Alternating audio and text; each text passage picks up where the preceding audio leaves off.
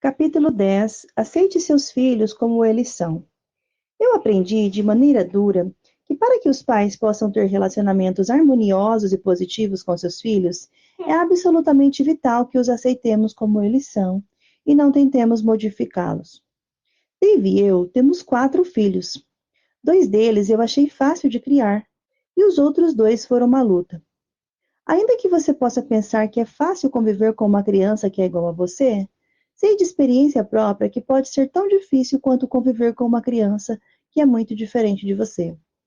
Muitos pais e mães que têm um filho ou filha exatamente iguais a eles, frequentemente veem nessa criança todas as fraquezas que desaprovam neles mesmos. Isso foi o que aconteceu entre meu filho mais velho e eu. Também tive muitas batalhas com minha filha mais velha. No entanto, ela é o meu oposto em algumas coisas, e eu a julgava pelas fraquezas que ela possuía e que não compartilhávamos. O livro dos Provérbios adverte os pais exatamente sobre isso. Instrua a criança no caminho que ela deve seguir, abre o grifo, e mantendo o seu dom ou inclinação individual, fecha o grifo. E quando ela for velha, ela não se afastará dele. Provérbios 22:6. Aprendi muito com esse versículo. Ele não diz instrua a criança do jeito que você gostaria que ela fosse, mas declara que devemos treinar nossas crianças de acordo com seus dons ou inclinações individuais, de acordo com as marcas espirituais que vemos em nossas crianças. Se eu fosse mais espiritualmente afinada, teria reconhecido que Deus havia criado David para a liderança e que dera ao meu filho o temperamento adequado. Em vez de enxergar isso, tudo o que eu percebia era que David me deixava desconfortável e que eu queria que ele mudasse. David e eu tivemos sérios problemas em nosso relacionamento durante um longo período. Porém, quanto mais eu aprendia a palavra de Deus, mais eu percebia que não estava lidando com a situação da maneira correta. Recordo-me vivamente quando o nosso relacionamento começou a dar a volta. David estava com 18 anos. Certo dia, Deus disse-me que eu precisava perdoar meu filho por não atingir as minhas expectativas. Ele me disse que eu tinha raiva de David porque ele não era o que eu queria que ele fosse. Disse que eu tinha que perdoar David por isso e aceitá-lo, proferindo isso verbalmente. Eu precisava que David soubesse que, mesmo que eu não concordasse sempre com ele, eu o amava e estava disposta a aceitá-lo do jeito que ele era. Após ter perdoado David e ter dito a ele que o amava e que o aceitava, nosso relacionamento começou a ser curado e a modificar-se. Pouco depois disso, Deus o convocou para o seminário. Ele se formou, casou-se e passou um ano em missão de campo na Costa Rica. De volta da viagem, veio trabalhar conosco, sendo agora um líder-chave em nosso ministério. Quando David veio trabalhar conosco, ele e eu lutamos para aprender a funcionar em conjunto adequadamente e nos diferentes papéis, mãe e filho, empregador e empregado, bem como Dave e eu preenchendo os papéis de líderes espirituais em sua vida. David está ainda crescendo espiritualmente, mas no plano de Deus. O mesmo traço de sua personalidade contra o qual eu tanto lutei quando ele era criança é hoje a maior bênção para nós em seu papel no ministério. Precisamos de pessoas com dons de gerenciamento nas quais possamos confiar, e David é uma dessas pessoas. Deus também trouxe cura no meu relacionamento com minha filha mais velha, aprendendo a aceitar Laura. Tanto pequena como adolescente, Laura sempre esquecia suas tarefas e perdia seus pertences. Se ela se lembrasse de fazer seu dever de casa à noite, ela perdia o papel na manhã seguinte antes da escola. Ou então, se conseguisse achar, esquecia-se de colocar seu nome e não recebia menção pelo dever feito. Como resultado, tirava notas baixas ou medíocres na escola. Quando Laura chegava em casa à noite após o colégio, deixava uma trilha de objetos pessoais em todos os lugares por onde passava. Seu casaco ficava largado em uma cadeira, suas chaves sobre a mesa, sua bolsa jogada no sofá, seus livros esparramados no chão da cozinha. Ela subia para o quarto, que estava sempre bagunçado, pulava na cama e telefonava para alguém. Nasci com dons organizacionais e sempre fui uma pessoa naturalmente disciplinada. Eu esperava que minha filha fosse assim. Eu falava e falava, tentando com que Laura entendesse. E quando a conversa não funcionava, eu berrava e gritava. Depois que Laura completou o ensino médio, veio trabalhar no Joyce Meyer Ministries. Naquela época, nossos escritórios ficavam localizados no primeiro andar de nossa casa. Apesar de ter conversado com ela sobre a necessidade de desenvolver um relacionamento patrão-empregado, ficou logo claro que tê-la contratado representaria uma oportunidade para a discórdia. Ela era bem jovem, com ideias próprias sobre a vida e sobre como as coisas deveriam ser. Estava passando por uma fase de leve rebeldia. Não era nada sério, mas não queria mais ninguém, muito menos mamãe e papai, mandando nela. Certas manhãs, eu a descobria no banheiro ainda penteando o cabelo quando deveria estar lá embaixo trabalhando. É claro que eu sentia que precisava dizer que ela devia ser pontual no trabalho. Não era desculpa que o escritório ficasse em nossa casa e que ela era nossa filha.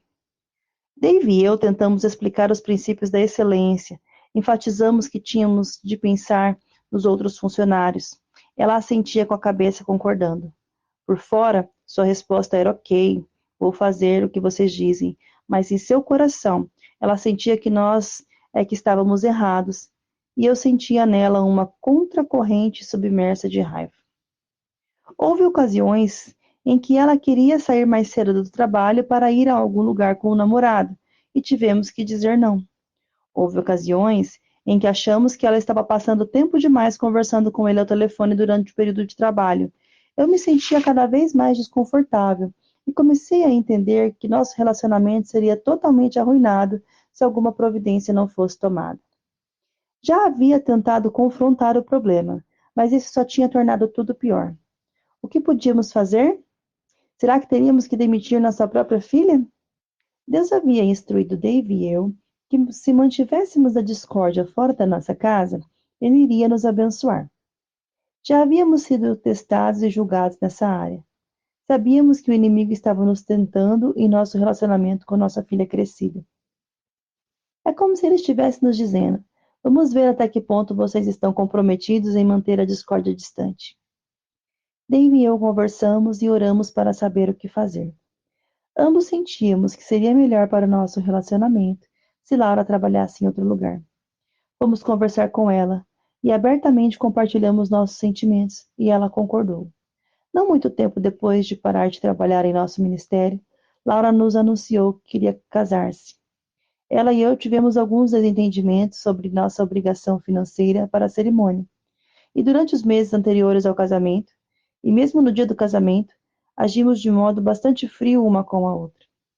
Ainda que ela morasse a apenas 15 minutos da nossa casa, Dave e eu raramente a víamos ou tínhamos notícias suas ao longo dos primeiros 6 meses que ela viveu fora da nossa casa.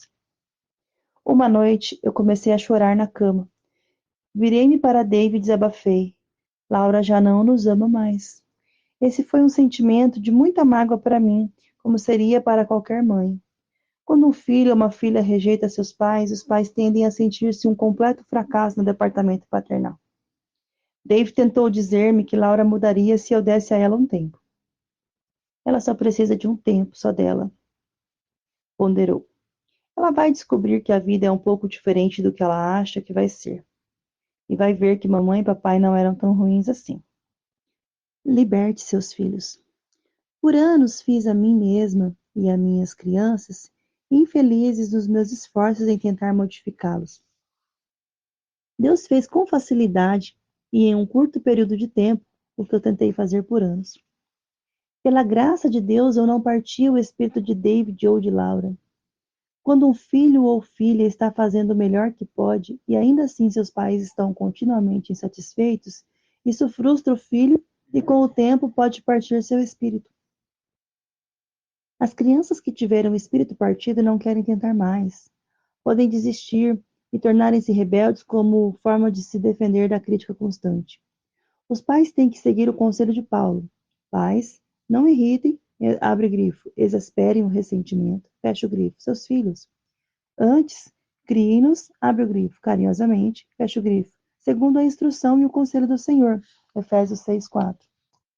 O amor e a aceitação são os maiores dons que os pais podem dar aos seus filhos. A aceitação liberta nossos filhos para tornarem-se e para serem como Deus planejou que fosse. O amor não tenta manipular para ganho pessoal, mas os ajuda a superar suas fraquezas e por fim os transforma nas criaturas amáveis que Deus tinha em mente desde o início. Se você ama seus filhos, liberte-os, aceitando-os como são. Se seu amor for verdadeiro, eles voltarão para você.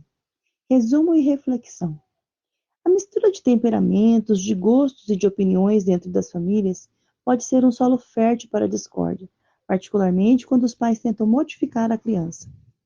A mensagem para a criança, você não é aceitável do jeito que é, suscita discórdia e rebelião. É por isso que a palavra de Deus diz: pais, não irritem, abre o grifo, exasperem o ressentimento, fecha o grifo, seus filhos. Antes, criem-nos, abre o grifo carinhosamente, fecha o grifo, segundo a instrução e o conselho do Senhor. Efésios 6:4. 1. Descreva os diferentes tipos de personalidade em sua família. Alguns desses membros são passivos? Alguns membros têm personalidade forte?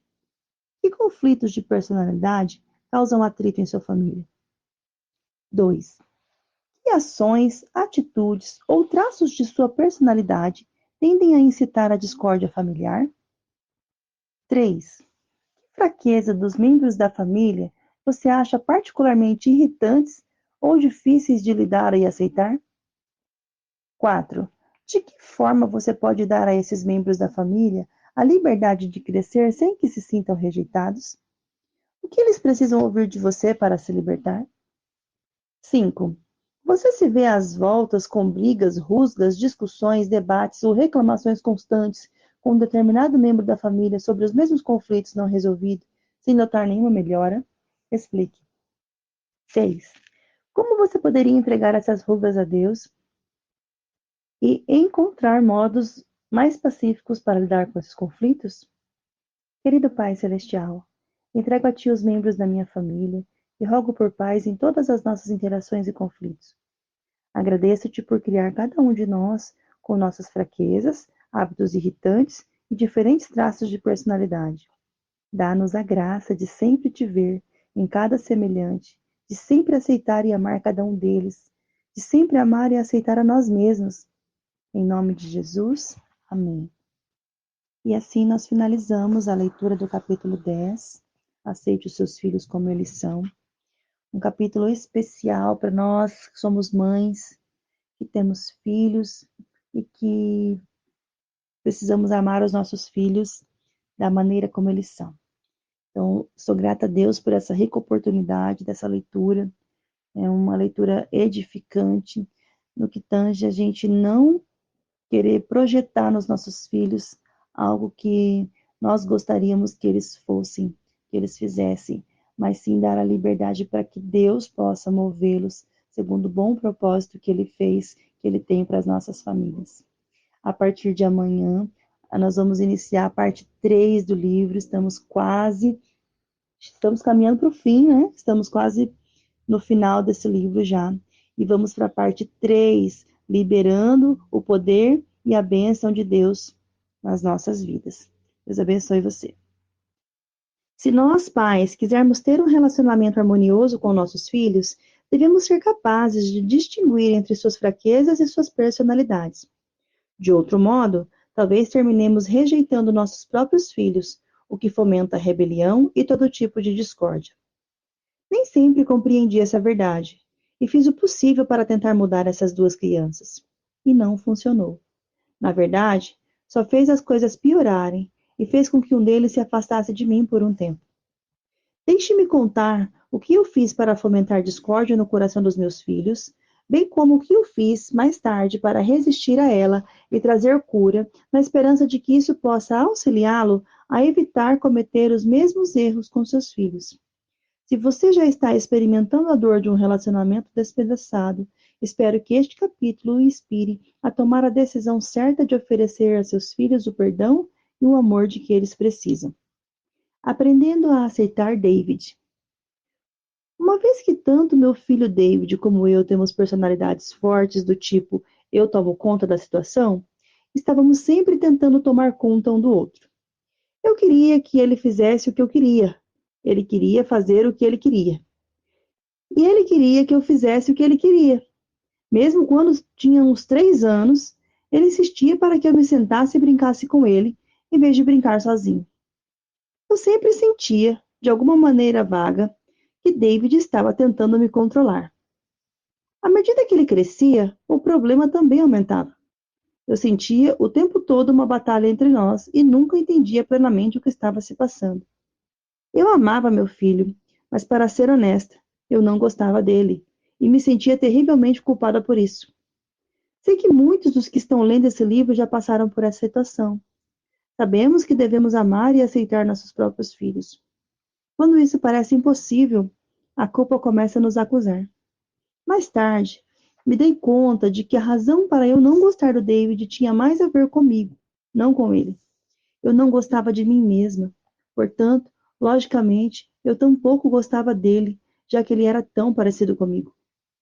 Embora eu tivesse uma personalidade forte, eu não gostava de ficar perto de ninguém que também fosse assim. Queria manter o controle, não ser controlada. Se eu tivesse compreendido isso quando David era jovem, eu poderia tê-lo ajudado a aprender a ser forte de uma maneira positiva. Mas já que não entendia, eu só contribuía para a fraqueza em seu temperamento. Nós vivíamos em constante batalha, e isso colocava sobre ele tanta pressão quanto em mim. As crianças podem sentir quando um pai ou uma mãe não está contente com eles. David sabia bem lá no fundo que eu não estava contente com ele e se sentia rejeitado. Eu não estava lhe dando a liberdade de ser quem ele era. Como fiz com muitas pessoas, eu tentava modificá-lo para tornar-se o que eu gostaria que ele fosse. David tinha razão. Após um tempo, Laura vinha nos visitar mais frequentemente. Tínhamos muito cuidado em não interferir em seus negócios porque nos demos conta de que ela se mostrava muito sensível com relação às nossas instruções. Preferimos nos abster inclusive de sugerir mudanças. Tinha parado de ir à igreja e isso nos preocupava, mas sabíamos que era importante não a pressionar a esse respeito. Como pais, é muito difícil ver seus filhos lutando nessa área, sabendo que se você tentar forçar o crescimento espiritual deles, só irá piorar as coisas. Precisávamos amar Laura do jeito que ela estava e deixar Deus fazer o que fosse necessário. Continuamos amando nossa filha, oramos por ela e esperamos. À medida que prosseguimos respeitando-a do jeito que ela era, ela começou a resistir menos. Conseguimos até conversar com ela a respeito da necessidade de voltar a frequentar a igreja regularmente e parar de se desviar do caminho de Deus.